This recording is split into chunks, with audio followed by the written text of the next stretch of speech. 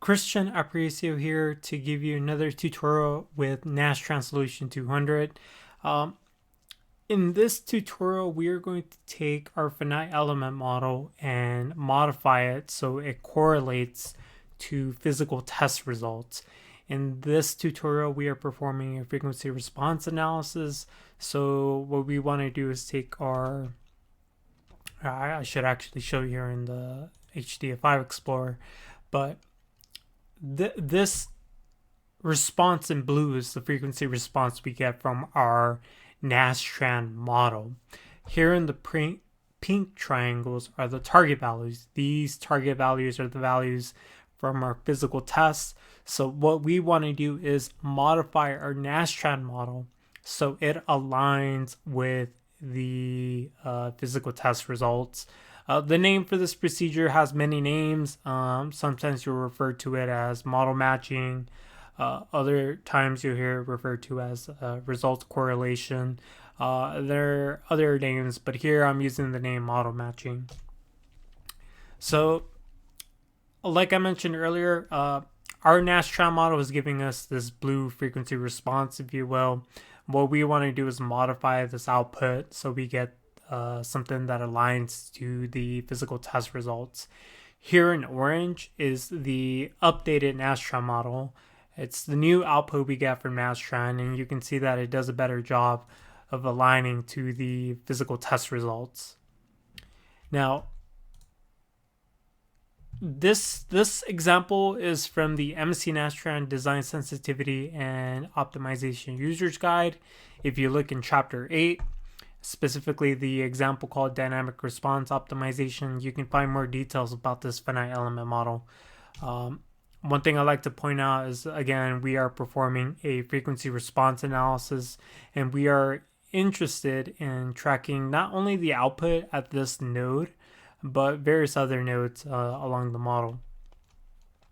One thing to keep in mind is that this finite element model has 10 different thickness properties. So you'll see is that this is what we vary throughout the optimization problem. Here's the optimization problem statement.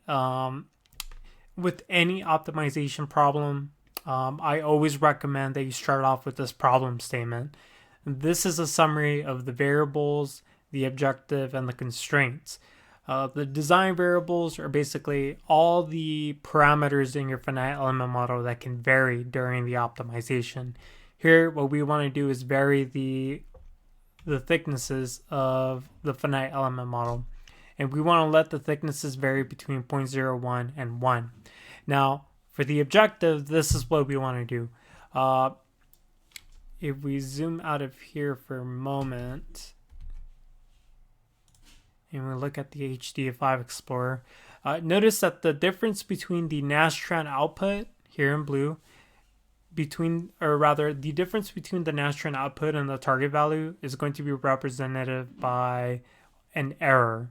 This error we want to minimize, so that this is going to be our objective. We want to minimize the error between the Nastran output and the target value. But we want to do this not only for one particular frequency, but we want to do it for this frequency, and this frequency. Here we have 3 points. Now, we also want to constrain the volume. Basically, our finite element model has a set volume. The volume is between 8 units of volume. By the end of the optimization, we want to more or less have the same volume. So we have this constraint here that says the volume should be between 7.99 and 8.01. So again, more or less the same volume that we had at the beginning. Now, as for constraints, we're going to constrain the error again between the Nastran output and the target values. So here, for example, this is a different frequency response for a different grid number for a different subcase. Here again, we want to monitor the error between the Nastran output and the target value. But here, we don't want to minimize the error. We want to say that the error is within a certain tolerance. And we're going to do this for multiple frequency plots, if you will. This one is grid or node 1105. subcase 1. This next one is going to be node 1110, subcase 2. And then the last constraint is for grid 110, subcase 3. Again, we want to take the difference between the Nastran output and the target value. So that's what this expression means. One thing to keep in mind is that the error could be positive and negative. For example, if the error was negative 0.10, or rather, the error could be between negative 0.10 and then here maybe R1 as the constraint for now, and 0.10. So here, note that your error could range. Either the Nastran value is above the target value or it's a little under the target value. So you have a range of the errors between negative and positive values. What we do in the problem statement here, instead of defining both a lower and upper bound, we simply square the error. So here we take the error term, B4 minus the target value divided by the target value, square it, and then instead of having two bounds, since we've squared it, we just need to define an upper bound. So here we take 0.1 and square it, and then we get 0.01 as our upper value. The reason we square it again is so that instead of defining a lower and an upper bound, we just now have to define an upper bound. So we're saying that the error squared should be less than 0.01. We're going to repeat these for the other responses. So again, here R1 as this example, this is going to represent the error between, if we zoom in a little, this one's very small, but you can see that this first term, R1, capital R1, is going to be the difference between the Nastran output at this point and the target value of 0.488338. Now, one other thing to keep in mind, this is going to depend on the subcase. So this problem is not only special because we are correlating the Nastran output to test results, but we're doing this across multiple subcases. So in the next few slides, I'll walk you through how to do this. Now, before I continue, let me give you my contact information here. If you have any questions with Nastran Solution 200, maybe you want some additional training, some guidance, maybe you have a project of your own that you need help on, you can contact me at this email address. Now, this tutorial is focusing on Nastran Solution 200's gradient-based optimizer. I also specialize on machine learning for Nastran, and not only Nastran but other finite element programs. So if you have any questions regarding optimization in general with FEA, you can contact me at this email address. Also, if you want access to the Solution 200 web app, you can also contact me at this email address. Now, let me go ahead and look at the tutorial for a moment. I noticed that there's a part 1. Okay, so let's go ahead and get started. When I start a new optimization project with the web app, I usually like to have the downloads directory empty and clean. You will be dealing with a lot of files, and to avoid confusion with so many files, I like to start off with a clean directory. After this, we'll go ahead and start the web app and navigate to the user's guide. In the user's guide are all the tutorials that come available with the web app, and the one tutorial I want to look for is this tutorial, the model matching frequency response analysis. I'll go ahead and click download the BDF file. So this is our starting BDF file. I've already used my pre-post processor to construct this finite element model. I've already defined the mesh, the loads, and everything I need to successfully run this example. You'll see that solution 111 is already included in this BDF file. So this is a ready to run BDF file. Once I have this BDF file, we can then go back to the web app, click on the size web app link to open the size web app, And now we can upload the BDF file and begin constructing our problem statement. So let's go ahead and click select files, select the BDF file and click upload. Now here I get 10 thicknesses, which I want to set as my design variables. So if I go back and look at the problem statement, let's make sure I'm doing this correctly, 1 through 10. And then the balance will be between 0.01 and 1. So you could do this one by one, click, click, click.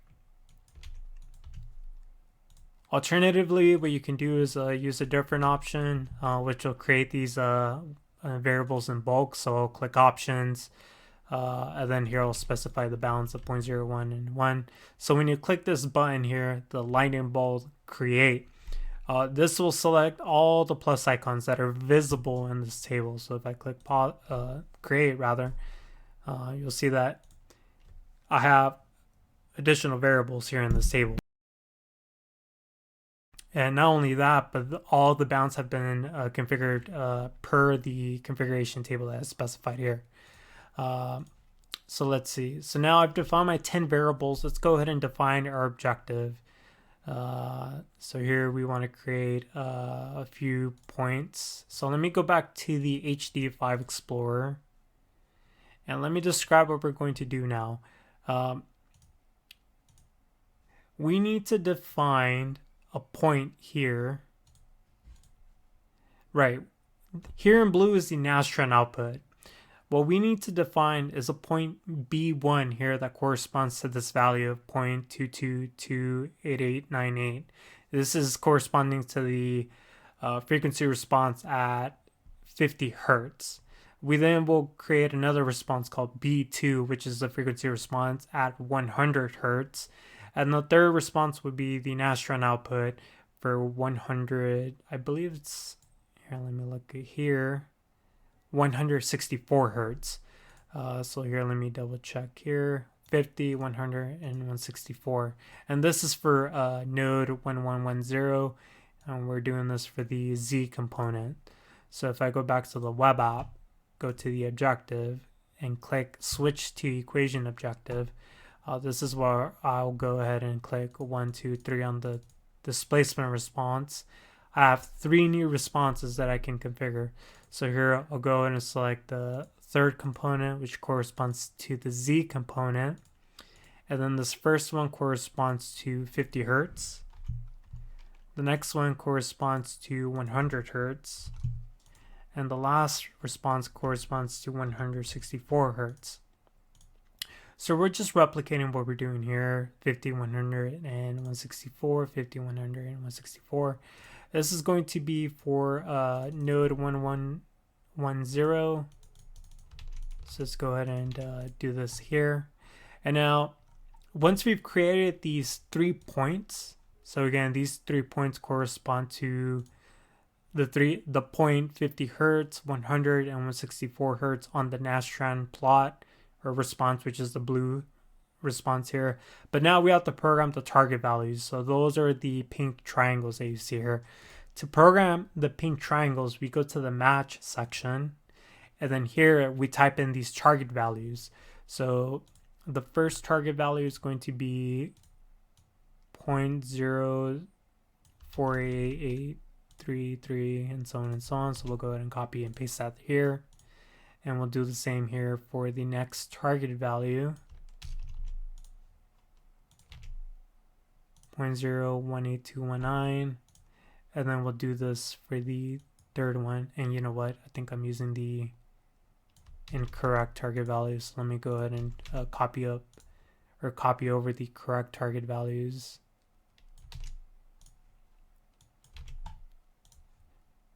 And I'll do this for the last one.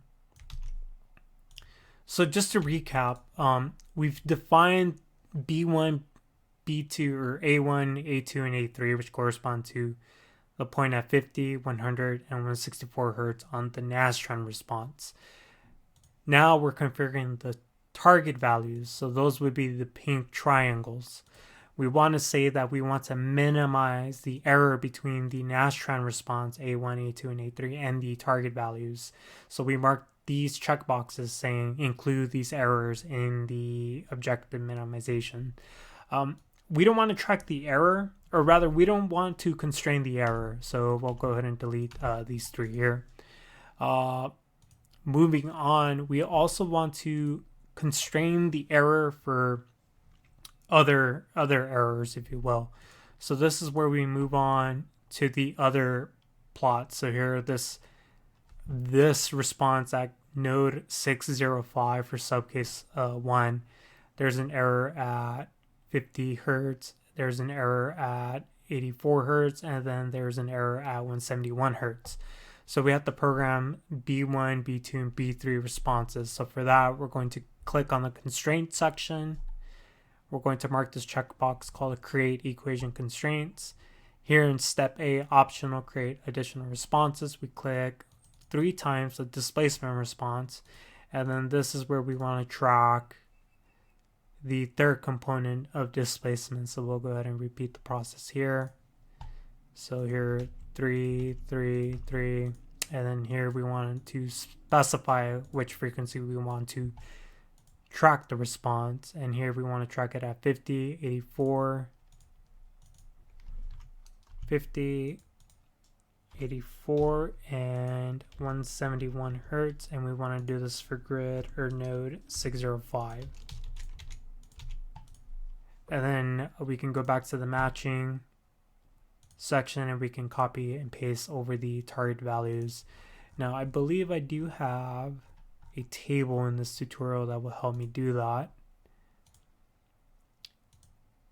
And I think it might help doing this. So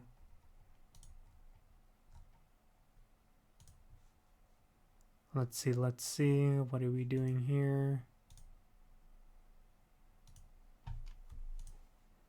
So there's one alternative option we can do.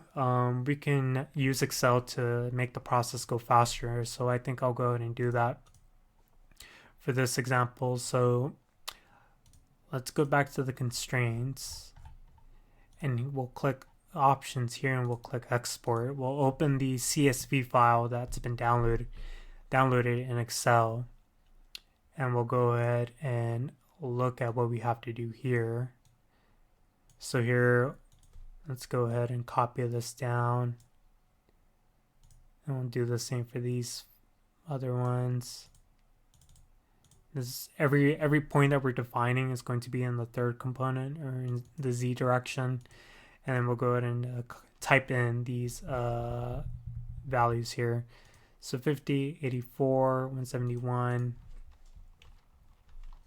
Then we go 97. 173, 50, 100, 164, 50, 100, and 164. Remember that these B responses, if you will, they correspond to the points here in the Nastran output. And then here we have 3 in that one, and then 2 in this one. So B corresponds to this point, B here. So that's going to be 5 outputs, and then here another B, another B, another B. So 8 outputs, and then here another 3, so B, B, and B, so 11 in total, I believe. And that's what we have here. We have 11 responses here defined. So if we go back to the tutorial, so the 97 is going to correspond to node 1105, and the next few responses will also, and then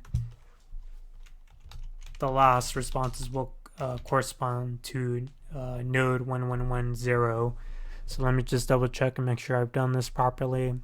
It looks like everything is okay. So we'll go ahead and save the CSV file. We'll go back to the web app. We'll import the CSV file. And now you can see that we have these new responses. Now, I recommend using the Excel capability or the CSV export capability when you have hundreds of responses to configure.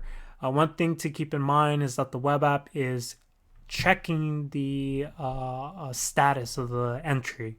So for example, suppose I forget to specify the frequency. Here I get a red error telling me that the entry is complete. And then I can go ahead and correct the error here. the status immediately updates and it tells me that the DREST1 entry is now working properly.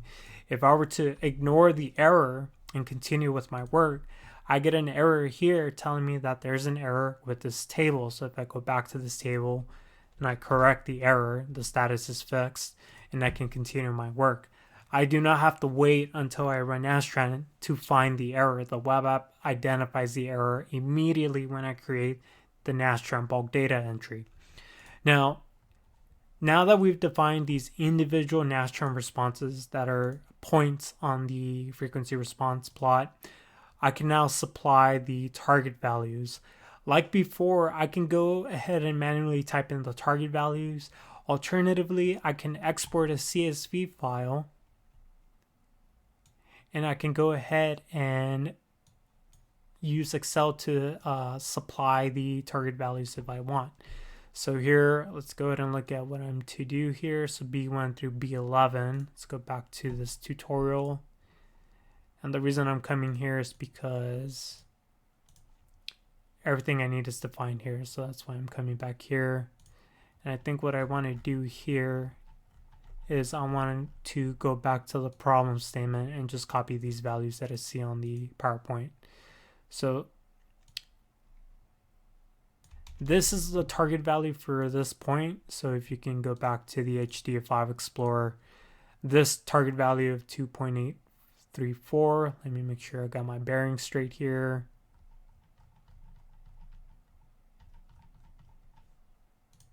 That might be looking at the wrong plot, so let me make sure I'm looking at the right one. 0.489. 0.4833. Okay, perfect. So this is the plot that I'm going to configure now. The three target values are 0.488, 0.0182, and 0.1845. So these are the values I want to type in here. So that target value goes here. I'm going to use the paste just the text, and we'll repeat the process again and again.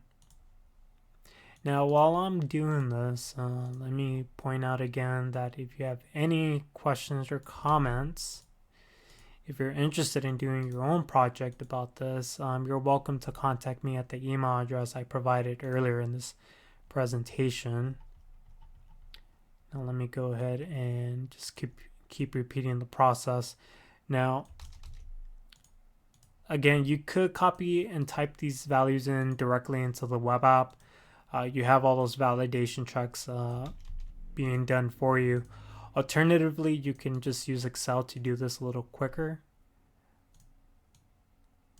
And then on import, you'll see that the web app is checking your entries just to make sure everything looks okay. So just bear with me while I finish copying and pasting all these individual values. Later on during the optimization and after the optimization, we get plots at the end that are automatically created. The plots will go ahead and show you how close you are to meeting your physical test results or the target values. So that will come up later in the tutorial. So let me just finish copying these last few values. And then as always, remember to save your CSV file. So we'll do that right now. So let's go ahead and click save. And then before moving on, let me go ahead and make sure that I've copied over the responses correctly. So the first target value is 0.488, 0.0182, 0.1845, 0.022, 0.279, or 1.58, 0.14, 0.12, 0.522, 0.048, 0.0422, and for the other three, the objective ones are 2.83, 0.261, and 0.2182. Okay, perfect. So everything looks okay. Let's go ahead and save this file again just to be safe and go back to the web app and import. So if you look here, again, the status icons, blue means that the entry is okay. Red means the entry is not okay. So when we import this data, we want to make sure that the status markers are always blue. Here by default, the max allowed error squared, if you will, is 0.01. You can modify this if you want. So for example, maybe you wanted to use something higher, maybe 5.05. You could also modify that here. But here, let's go ahead and look at what's happening now. Anytime I configure this matching table, internally, the necessary objective is constructed for you. So here the objective is a combination of the DRUSP2 entry, the D equation entry, and DRUSP1 entries. This has been created automatically for me. If we look at the constraints, each equation constraint that you see here corresponds to the error between the Nastran output and the target values. These expressions have been created for me by the model matching table here. If I were to modify this bound as an example and change it to 20, if I go back to the constraint section, you'll notice that the upper bound is now 20. If I go back and revert it to the original bound, the bound is back to where it was, 0.01. Now, so far we've defined the variables, the objective that says minimize the error between the Nastran output and the target values. One thing I forgot to do is construct the volume constraint. So let's go back to the web app and create that volume constraint. So we'll click volume. We'll go ahead and type in 7.99 here and 8.01. So that's our volume constraint. Let's go ahead and see what else do we have. In addition to the volume constraint, we've defined the constraints on the errors between the Nastran output and the target values. Now, what's there left to do? We have to assign these constraints to different subcases. So we'll go ahead and do that right now. Let me look at this and see what's happening.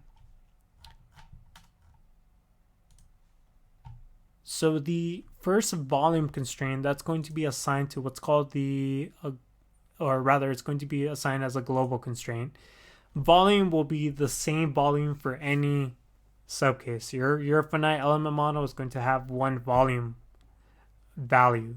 So we assign it as a so-called global constraint. It's global because it's a constraint regardless of the subcase. This applies to all the subcases, if you will. Now, remember that we have specified an objective, right? Let me go back to the problem statement. Here we specify this objective.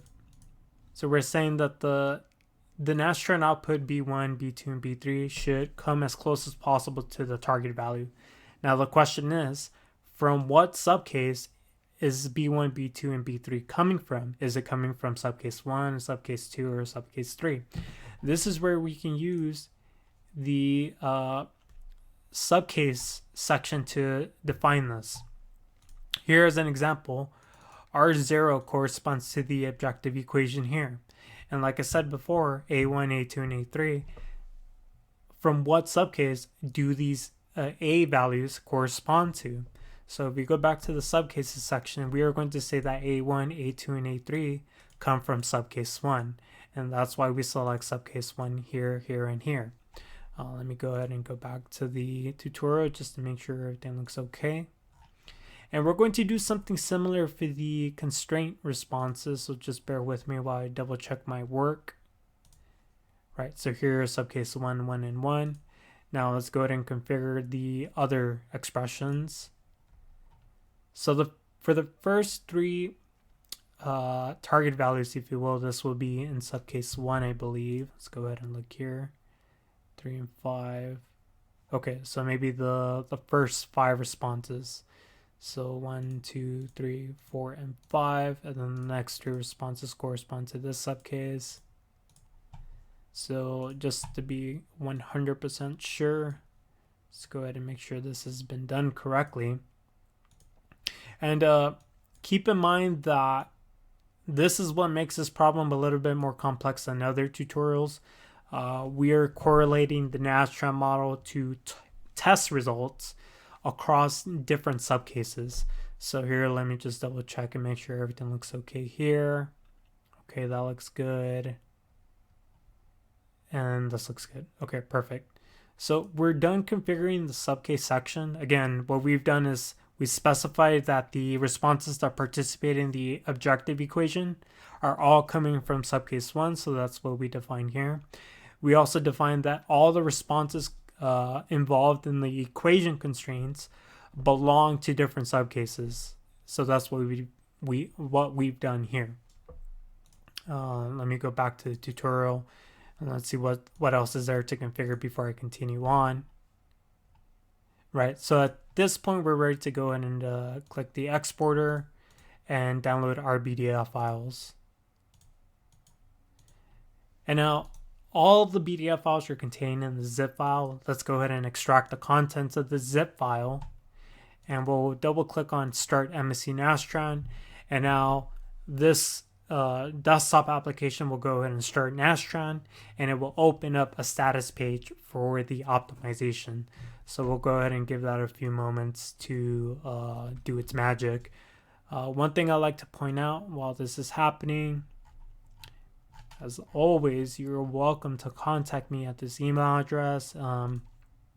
I've spoken to multiple professional engineers and students over the last few years on optimization. So if you ever do have a question, if you want additional training with Nastran Solution 200, if you want training with machine learning for Nastran or other finite element programs, you can contact me. And this web app I'm showcasing you today, you can also reach out to me for access to this web app. Let's go ahead and look at the optimization and see where we're at. So the optimization is complete. One thing to keep in mind is that the optimization didn't end with hard convergence. It ended with this message: hard convergence to a best compromise in feasible design. In my opinion, this message is okay as long as you have improved the design. So what do I mean by that? So here, if we look at the plot of the objective throughout each design cycle, you can see that the error is dropped after design cycle 1. The objective or the error is minimized after design cycle 2. After design cycle 3, it's increased, but then after that, it's decreased again. So this is very important. As long as your objective is minimized, or if you're doing maximization, it'd be maximized.